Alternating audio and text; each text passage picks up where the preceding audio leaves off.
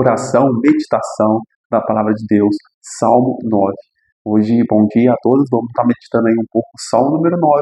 E hoje vamos ver o que Deus tem para falar para a gente nesse dia, nesta manhã. Vamos pedir intercessão de São Bento e da Sagrada Família.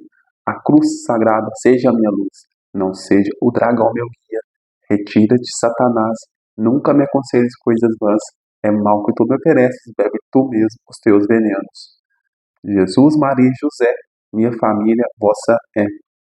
Hoje vamos meditar um pouco o Salmo 9, que é um pouco maior e ele fala um pouco sobre uma oração, pedindo a proteção também a Deus sobre os oprimidos. O salmista se sente um pouco oprimido, então ele faz essa oração por esse momento e por todos os oprimidos. Vamos começar a palavra de Deus. Se você não tem a sua Bíblia, já corre, já adquire a sua. Vamos estar acompanhando esses próximos 5 meses esse salmo, cada dia meditando um salmo. E se você não se inscreve no canal, eu estou postando no YouTube, no Facebook e no Instagram. Deixa um like, curte, se inscreve. Vamos evangelizar junto. Compartilhe com os seus próximos, com seus contatos, com todos os seus amigos. Envie o aviãozinho, clica no YouTube e ative o sininho. Tá bom?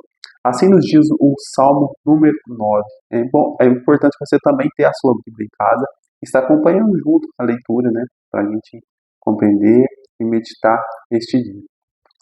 Ao mestre de canto, segunda melodia, a morte para o filho, Salmo de Davi. Eu vos louvarei, Senhor, de todo o coração, todas as vossas maravilhas narrarei. Em vós eu estremeço de alegria, cantarei vosso nome, ó Altíssimo. Porque meus inimigos recuaram, fraquejaram, pereceram ante a vossa face. Pois tomastes a vós meu direito e minha causa. Assentastes, ó justo juiz, em vosso tribunal. Com efeito, perseguistes as nações, destruístes o ímpio. Apagastes para sempre o seu nome. Meus inimigos pereceram, consumou-se sua ruína eterna. Demoliste suas cidades, sua própria lembrança se acabou. O Senhor, porém, domina eternamente. Num trono sólido, ele pronuncia seus julgamentos. Ele mesmo julgará o universo com justiça. Com equidade pronunciará sentença sobre os povos. O Senhor torna-se refúgio para o oprimido, uma defesa oportuna para os tempos de perigo.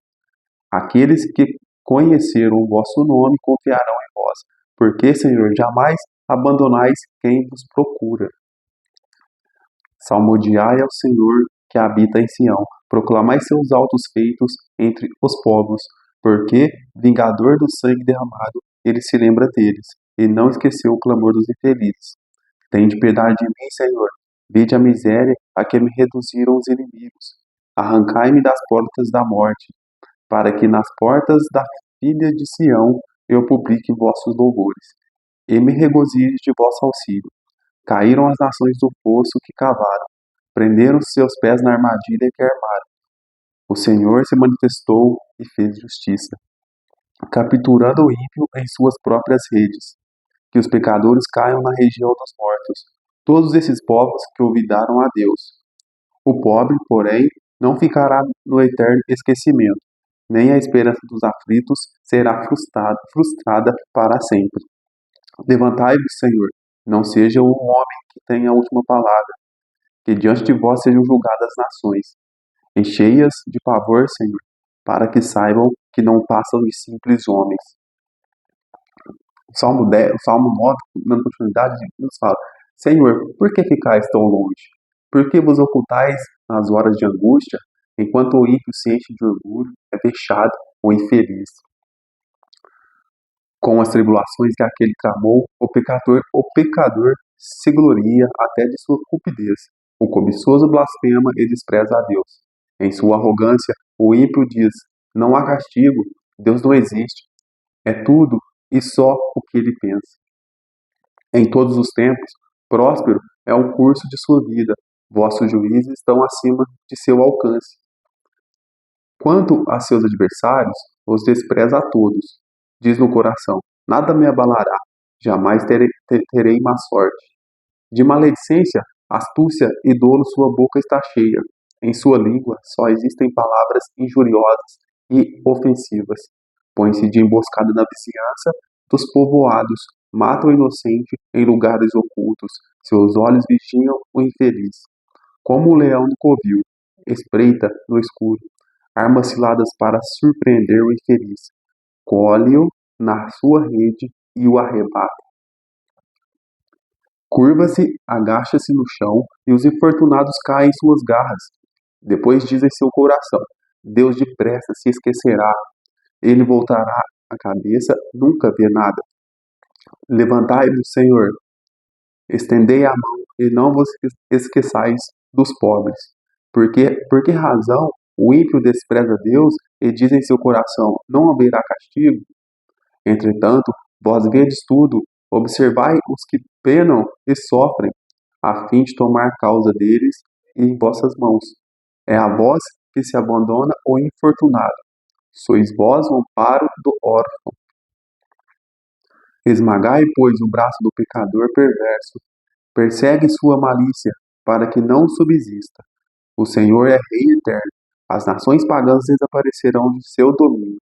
Senhor, ouviste os desejos dos humildes. Confortastes-lhes o coração e o atendestes, para que justiça seja feita ao órfão e ao oprimido. Nem mais incuta terror o homem tirado do pó. Palavra do Senhor. Aqui o salmista, a gente percebe, né, nesse Salmo 9, que o salmista nos explica que a importância da gente confiar nas mãos de Deus, porque a gente não deve agir com as nossas próprias mãos. Muitas das vezes a gente se sente um pouco angustiado, um pouco no sofrimento, aflito, oprimido. E então o salmista fala que, que todas as nações serão julgadas conforme o poder de Deus, né? Tanto o bom, o mal, o poderoso, o pobre, o infeliz. Então, ele pede muito nesse salmo um pouco da, da, da proteção aos pobres infelizes, né? Aqueles que estão sentindo oprimidos. Então, Davi, nesse momento, ele faz essa oração, essa prece de súplica, pedindo para Deus essa proteção, esse auxílio, né? Porque nada passa despercebido aos olhos de Deus e que a última palavra, a última ordem não vem do ímpio, dos homens maus que às vezes esquece que Deus está de olho, que Deus é um Deus que tudo vê e age por conta própria, porque para eles Deus não existe e tudo que eles fizerem de mal, nada vai ser explicado depois, né? Essas más atitudes.